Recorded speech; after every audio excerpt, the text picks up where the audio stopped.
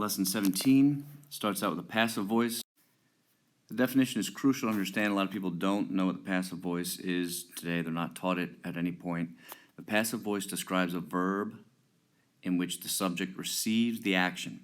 You're used to the active voice in which the subject does the action.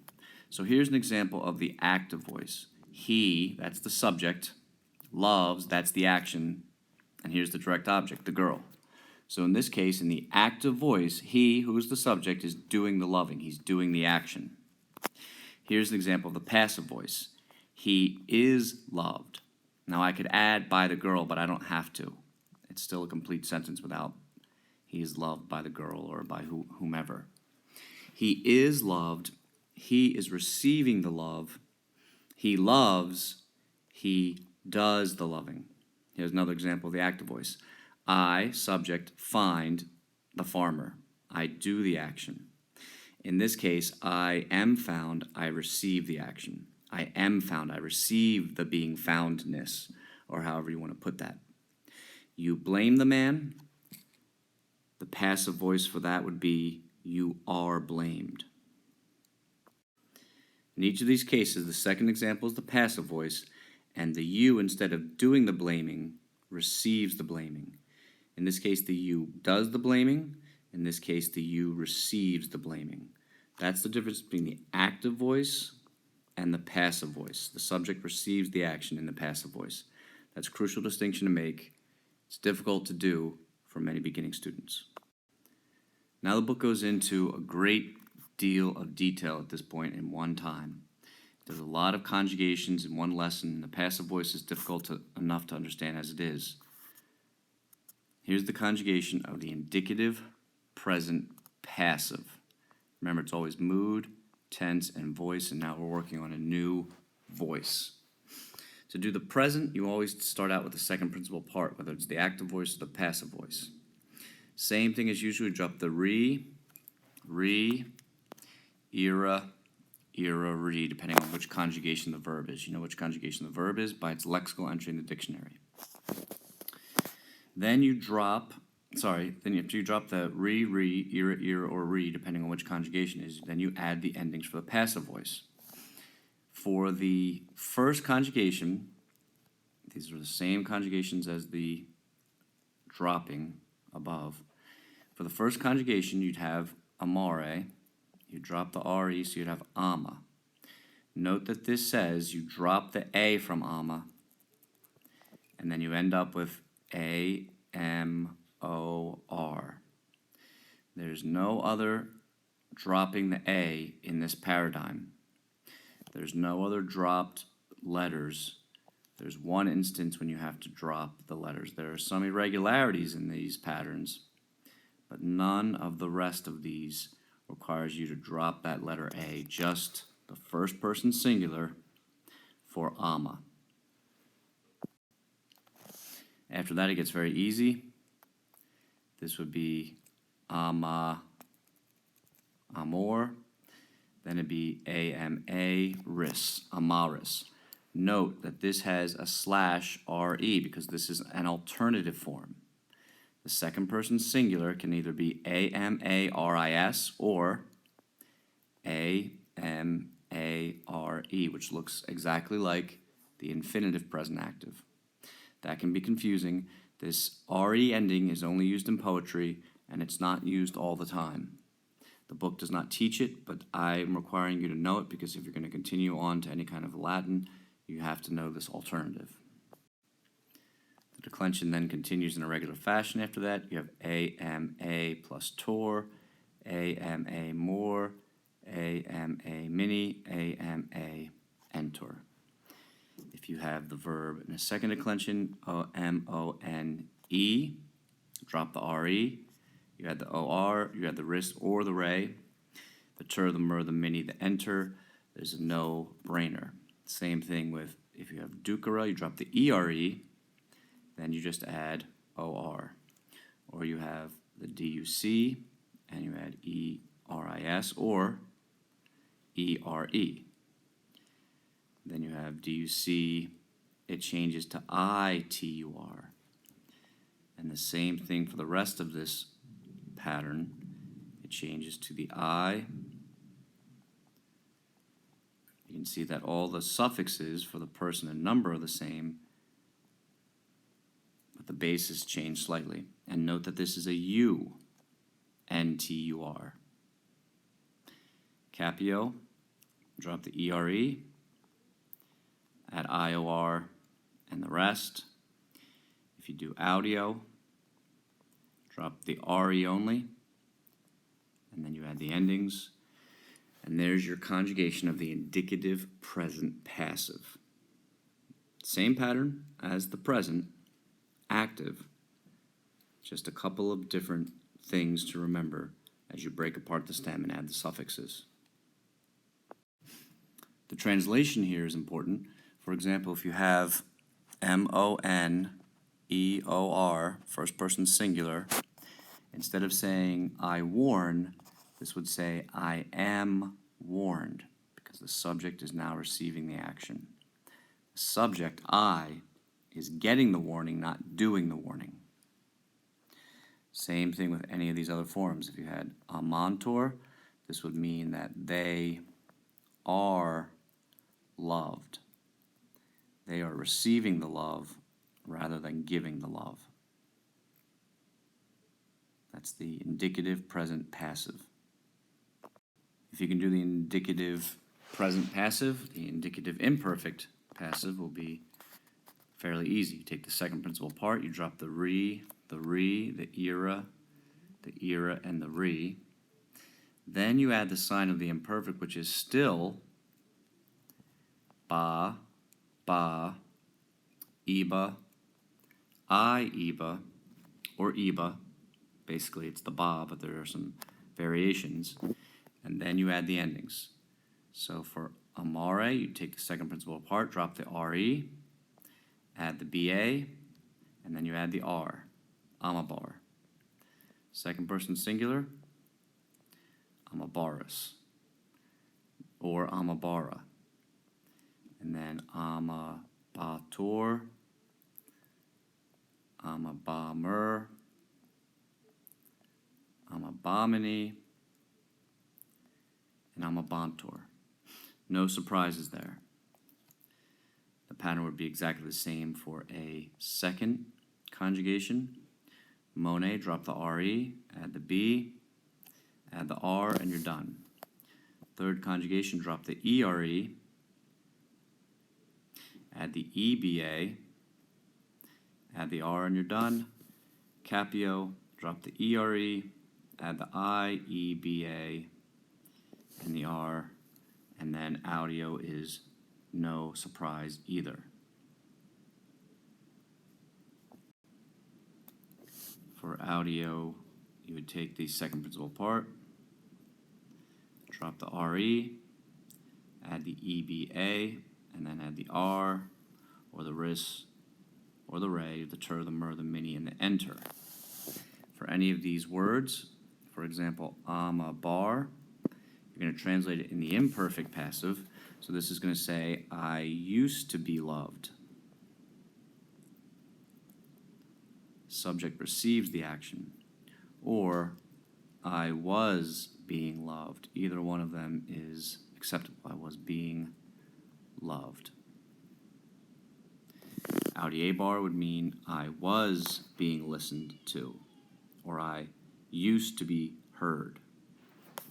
If you would do Monet bar, it would mean I used to be warned, or I was warned. Subject receives the action. It's just a matter of practicing and keeping the different conjugations straight. The patterns, the suffixes are all the same. They do have a lot of variation though. If you can memorize these 3 steps, that's the first part of the process, and then you just have to practice actually doing it so you get them right. Again, if you can do the present and the imperfect, this should be no trouble. The future, the indicative future active, follows the same general steps. You take the second principal part, as you always do for the future. You drop the same endings, the re, era, re, depending on which conjugation it is. And then you add either BOR, AR, IAR, or just AR. If you take AMA, drop the RE, you have Amabor. Same thing with the second person singular, third singular, first plural, second plural, and third plural. There's no unusual things that happen anywhere else. If you would do Duco, you drop the ERE and add AR. Drop the ERE and add ERIS or ERE. Drop the RE and add ETUR. Very simple process. Remember, for the first and second conjugation, the sign of the future has to do with a B, usually a BI, but not always. You can see the BI disappears a lot of the time. And for the third I, and fourth, the future has to do mostly with an E, but sometimes in the first person singular, always in the first person singular, it is an A instead. I don't want to belabor this point. It's in your book as well, but again, if you take audio, drop the RE, add the AR, you've got the first person singular. Drop the RE, add the ERIS or the ERE, either one, only one or the other, not both. Then you've got the second person singular. Third person singular is the same process on down the line. If you translate audiator, for example, this one right here, it would mean I will be heard. It's the future, and the subject has to receive the action. The I, who is the subject, is going to receive the hearing. If you do a second conjugation right here, Monet, drop the RE, add the BOR. The translation is I will be warned. Subject receives the warning. I receives the warning. So those three tenses in the passive voice are all pretty much the same process, and it's just a matter of practicing them. They'll become very natural if you do it in these steps every single time.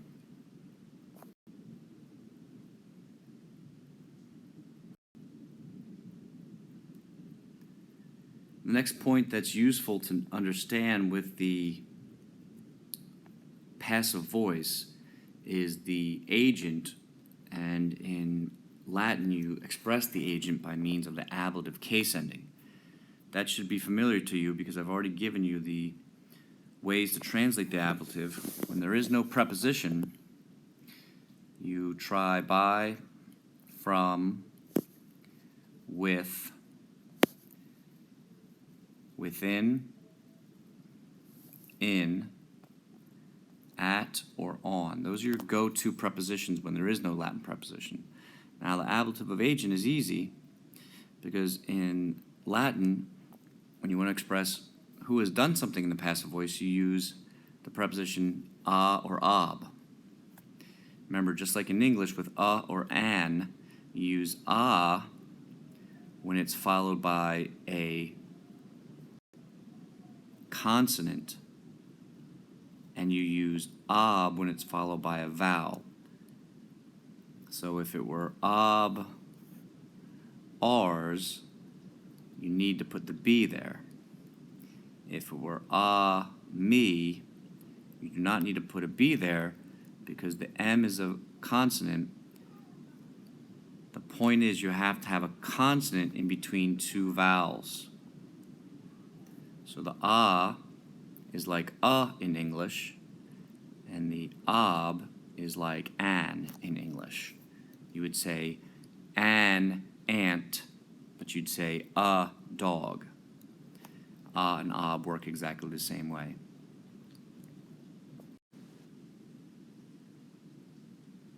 So the ablative of agent explains who or what does the action when you use a passive verb, because as we explained, or as I explained, the passive verb does not do the action, it receives the action. So you have to use the preposition a. For example, in this sentence, the girl is loved So the girl is receiving the action as the subject, that's the passive voice, by me.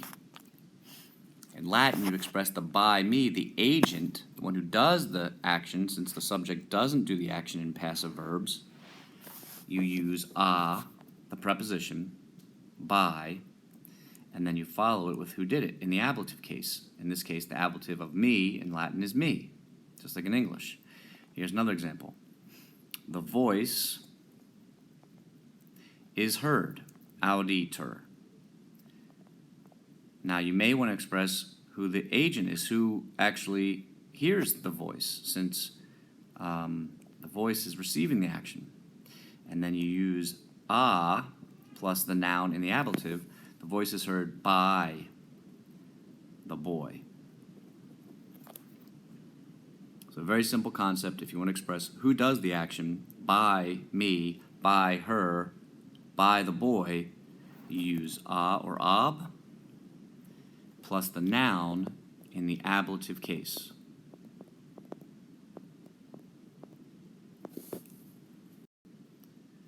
The relative pronoun is another major point.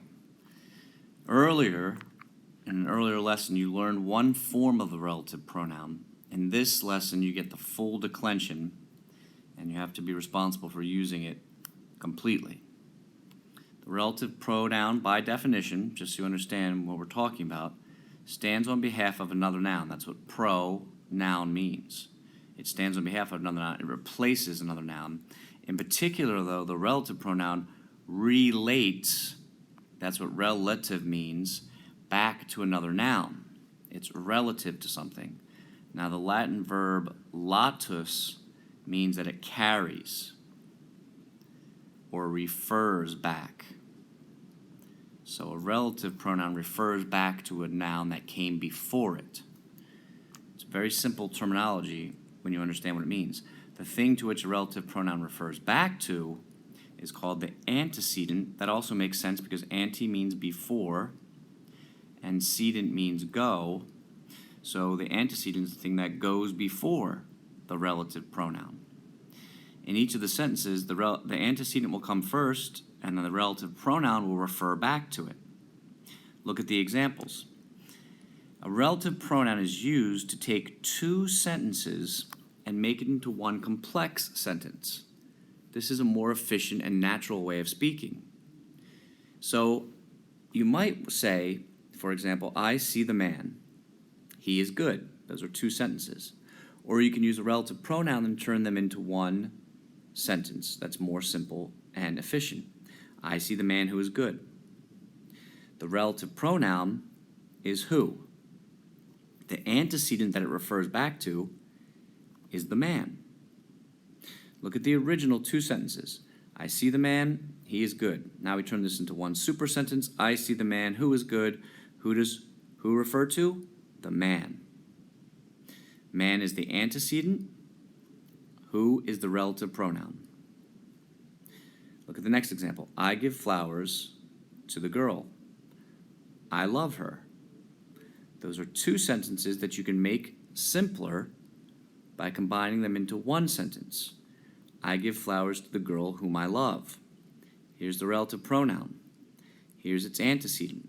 The antecedent doesn't have to happen or occur just before the relative pronoun as it does in these two model sentences. Often it will, but it doesn't have to. But it's pretty easy to understand what or to whom the whom refers in this sentence. I give flowers to the girl whom I love. Whom obviously refers back to girl. Look at the next example. I find the friend. Her mother is good. If you would write this into one more simple sentence, these two sentences, you would say, I find the friend whose mother is good.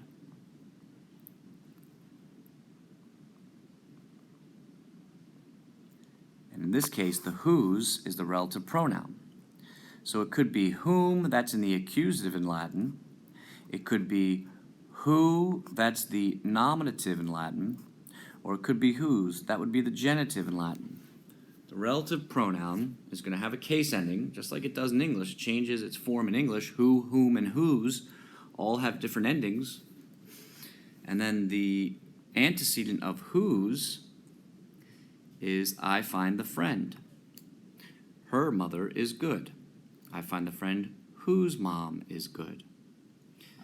The relative pronoun refers to an antecedent. The antecedent comes before the relative pronoun, not always right before it, but very often it'll come right before it, especially in simple sentences.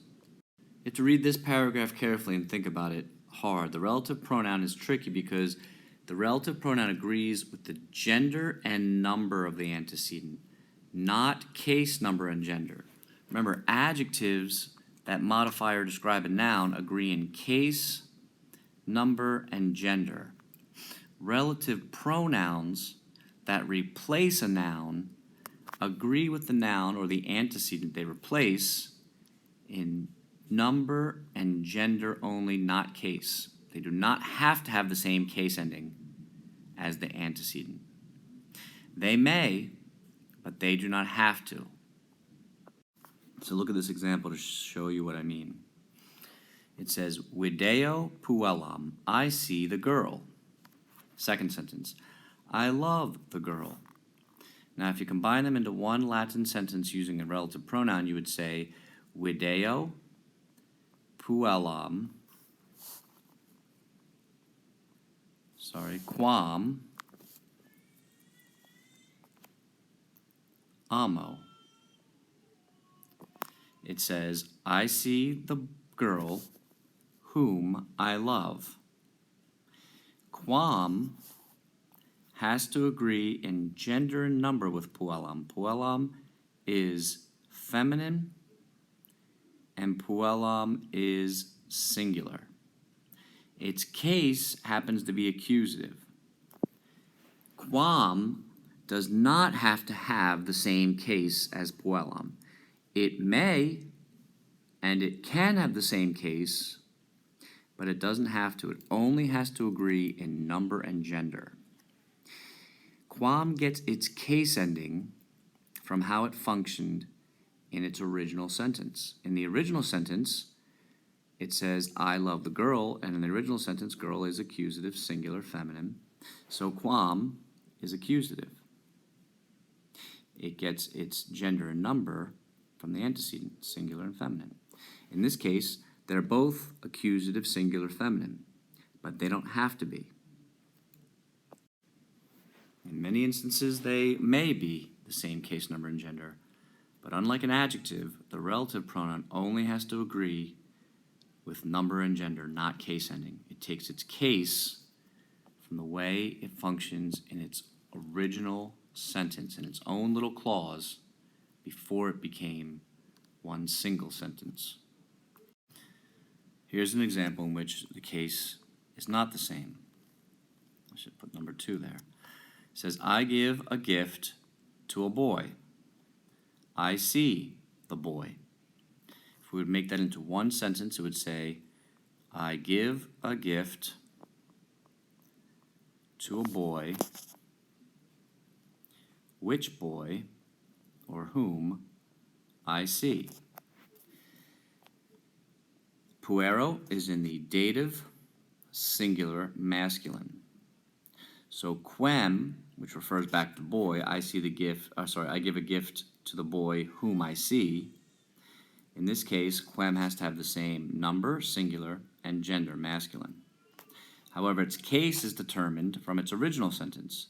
It says, I see the boy. That's the direct object, so it's the accusative, singular, masculine. So the case of quem has to be accusative. Accusative is not the same as dative, but singular and masculine remain the same.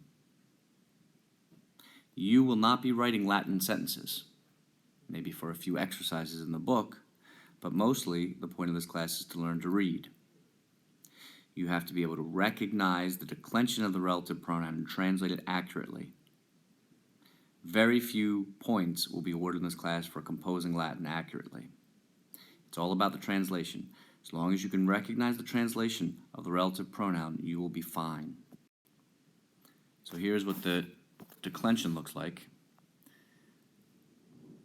of the relative pronoun. First, let's try and zoom in on just the singular. The nominative, it's highly irregular. Nominative singular, nominative feminine singular, and nominative neuter singular. Same pattern as always. Masculine, feminine, neuter, nominative singular. The genitive, just like hick, hike, hock that you learned last week in illa, illud, the genitive is the same all the way across. Masculine, feminine, neuter, genitive singular is all quies, quies, quies. Same case with the dative. The dative singular, masculine, feminine, or neuter is qui, qui, qui. Quem, quam, quod. That's the accusative singular, masculine, feminine, or neuter. And then the ablative is quo, qua, quod. There's no way you're going to be able to get this by looking at it once. Can't stare at the screen long enough for this to be embedded in your brain. You have to make flashcards for this or write it down lots of times. I would do it orally. I would do it forwards and backwards. I would practice with it and do the exercises diligently in the textbook. Just a matter of memorization.